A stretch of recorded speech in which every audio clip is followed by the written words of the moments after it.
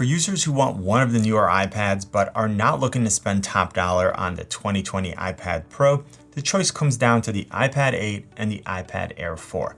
Now, I think it's pretty clear that the iPad Air 4 is more powerful, has a larger screen, and some better features. So if you're just making your decision based on specs and money isn't really an issue, the choice is easy. But the question that I always ask is whether the features and specs I'm getting on the higher end device justify the increase in cost. What's up guys, Sagi here and welcome to another Tech Gear Talk. Now a lot of you have left me comments telling me that you're choosing between these two devices and you've asked specific questions. In this video, I'll use my 2 months of experience with these two devices.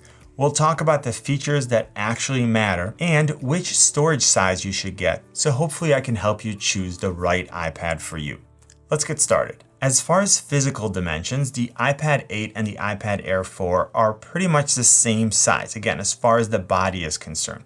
The screen size is larger on the Air 4, which I'll get to in a minute, but the actual form factor isn't really something that would make me choose one over the other. When you're using them as a tablet or with an external keyboard, you're not really going to notice a difference. And even though the cases and accessories are not interchangeable between the iPad 8 and the iPad Air 4, they are extremely similar in size and design. I'll get to this in more detail in the accessory section, but I want to mention that there are some more advanced and higher end options for the iPad Air 4. Next, let's take a look at the design. So the iPad 8 has the traditional rounded bottom design with the larger bezels on the top and the bottom, which accommodate the older home button.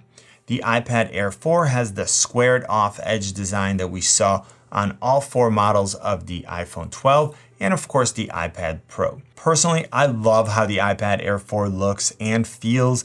I also like the smaller bezels and the cleaner overall design without the home button. I also find the iPad Air 4 slightly more comfortable to hold and use without a case, which admittedly for me is extremely rare. I don't think that preference is enough of a reason to choose the iPad Air 4 over the 8, but it's a point I'm going to give the Air 4. Moving on to biometric authentication, both iPads use Touch ID to unlock and authenticate things like purchases and passwords. Now, the iPad 8 uses the traditional home button, and the iPad Air 4 uses a new Touch ID on the top button. In both cases, you can unlock and authenticate with one press, and regardless of which one you buy, make sure that you set both your right and left hand so you can easily unlock in any orientation. I was initially worried about the iPad Air 4 Touch ID because the button is smaller, but it's worked great. I find that on the iPad 8, I end up using my thumbs to unlock, and on the iPad Air 4, I use my index fingers because of the positioning of the buttons. I wouldn't say that one is better than the other in terms of actual functionality, and the advantage of the new Touch ID on the iPad Air 4 mostly boils down to how it impacts the screen design. Now, speaking of screens, I already mentioned that the iPad Air 4 has a larger screen because of the smaller bezels. So we're getting a 10.9-inch display instead of a 10.2-inch display on the iPad 8. The iPad Air 4 also has a Liquid Retina display versus a Retina display on the iPad 8. We're getting 2360 by 1640 versus 2160 by 1620. Both are at 264 pixels per inch and have a maximum brightness of 500 nits and a fingerprint resistant coating. Where we start seeing some differences that may be important is when we look at the types of display. The iPad 8 has a non-laminated display, whereas the iPad Air 4 has a fully laminated display. If you're not familiar with this term, it means that the display panel, the touch layer, and the cover glass are laminated into one single piece of display and glass. That makes the screen thinner and there is no air gap. And the image looks like it's painted right on the screen itself, like it's right at the top, versus on the iPad 8, you can see that there's like a little gap and the image is a little bit below the glass. If you're just using your iPad to watch content, surf the web, or even just doing some note-taking, this isn't really going to make a big difference because the image quality on both models is fantastic. But if you plan on doing a lot of writing on the screen using the Apple Pencil, or if you plan on drawing a lot, then you're most likely going to want to go with a fully laminated display. It's not that you can't write or draw on the iPad 8, but on the iPad Air 4, the tip of the pencil feels like it's touching the content that you're creating, whereas on the iPad 8, because of the air gap, you can notice that separation. There's also a sound difference between the iPad 8 and the iPad Air 4. The iPad 8 sounds a little hollow when the tip of the pencil hits it. And this may sound a little picky here, but I'm trying to give you some info so I can help you choose. If you're someone who isn't super careful with their tech, and if you don't use a case or a screen protector, keep in mind that if you crack the glass on the iPad 8, it's possible that only the top layer will break, which will be less expensive to replace. On a fully laminated display like on the iPad Air 4, since the top 3 layers essentially become one component, the screen replacement is likely to be more expensive. Next, I want to talk about the camera systems and speakers, and in both cases, the iPad Air 4 has the advantage. Starting with the iPad 8, we're getting an 8 megapixel f2.8 rear-facing camera versus 12 megapixel f1.8 on the iPad Air 4. So we're getting a high resolution camera and better low light performance on the iPad Air 4 because of the larger aperture. We're also able to record 4K video at 24, 30, and 60 frames per second on the iPad Air 4 versus only 1080p 30 frames per second on the iPad 8. And finally, if you like slow motion, the iPad Air 4 can do 1080p at 120 and 240 frames per second, which is awesome, versus only 720p at 120 frames per second on the iPad 8. In every case, the iPad Air 4 gives us a higher resolution, better low light performance, and more frames per second options. So if you plan on creating content with this device, the iPad Air 4 is a better fit. I mostly use my phone or a dedicated camera to create content and then use the iPad to edit. So it's not that big a deal for me, but like with every product that I talk about, I try to give you as much information as possible so that you can choose based on how you plan on using it. As far as the front-facing camera, the iPad 8 has a 1.2 megapixel FaceTime camera, and the iPad Air 4 has a 7 megapixel FaceTime camera. In addition to better and higher resolution photos, the iPad Air 4 front-facing camera is also capable of 1080p video, versus only 720p on the iPad 8. So it will give you better quality video for your video calls. Now moving on to speakers, the iPad 8 has a 2-speaker system, but both speakers are on the bottom. So when you're in landscape mode, depending on how you hold it, they're both pointed to one side. On the iPad Air 4, it's still a 2-speaker system, but there are 2 speakers on the top and 2 on the bottom.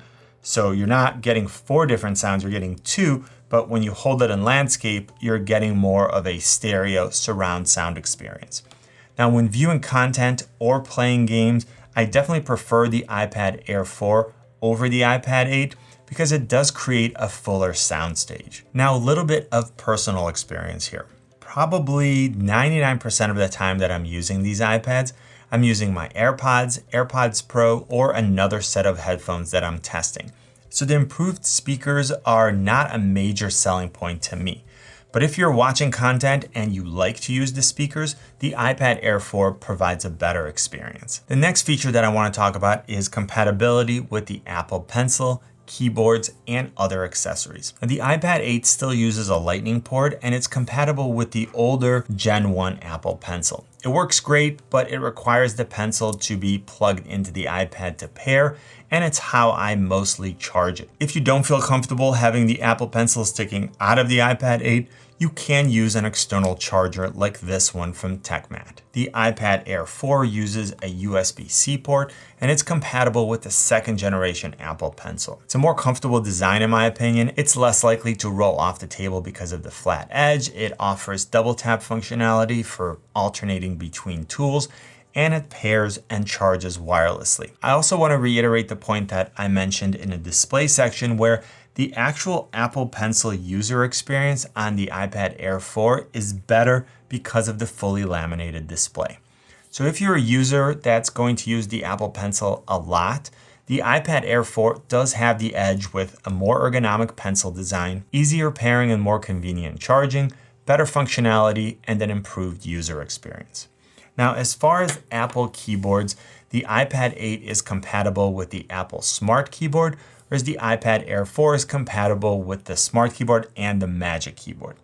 If you want a keyboard with a trackpad from Apple, the iPad Air 4 is the better choice. And I have a dedicated review of the Magic Keyboard where I talk about whether it's actually worth $300, so I'll link to it at the end of this video. In both cases, there are third-party options like the Logitech Slim Folio for the iPad 8 and the Folio Touch for the iPad Air 4, which also comes with a trackpad. I love the function keys on both of these boards, and if you're interested in a comparison between the Folio Touch and the Magic Keyboard, I'll link to that video as well. Back to the ports, as I mentioned, the iPad 8 uses the Lightning port and it works with a variety of dongles for extended functionality like an SD card reader and connectivity with an external display, a camera, or an external SSD. It's also more limited with regards to which external SSDs it'll work with because of the power supply. So if you want to learn more about that, check out my 10-day review of the iPad 8. The iPad Air 4 uses a USB-C port, so it's a lot more versatility in terms of expanding functionality. With the USB-C hub, we can connect several devices at once and still provide power. We could also use the USB-C pass-through feature on the Magic Keyboard to charge the iPad Air 4 and then leave the USB-C port open for either another accessory or just because it's a better user experience to have the charging cable be flat on the desk. Next, I'm going to very quickly talk about processing power because I think for the majority of users, this isn't a real concern. And I say that because unless you're doing very specific tasks, having just more processing power isn't necessarily worth the extra money.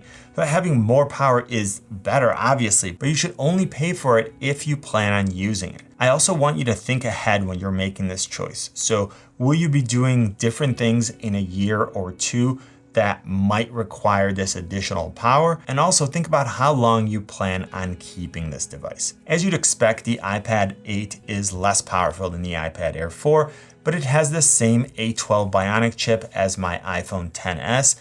And for viewing content, playing games, doing some photo editing, and even video editing, it's worked great for me so far. So in terms of sheer processing power, I expect it to be plenty for the majority of users. The iPad Air 4 uses the A14 Bionic chip, which is more powerful in essentially every way, and it's likely to have longer support because it's newer. The iPad Air 4 also has 4 gigs of RAM versus 3 on the iPad 8.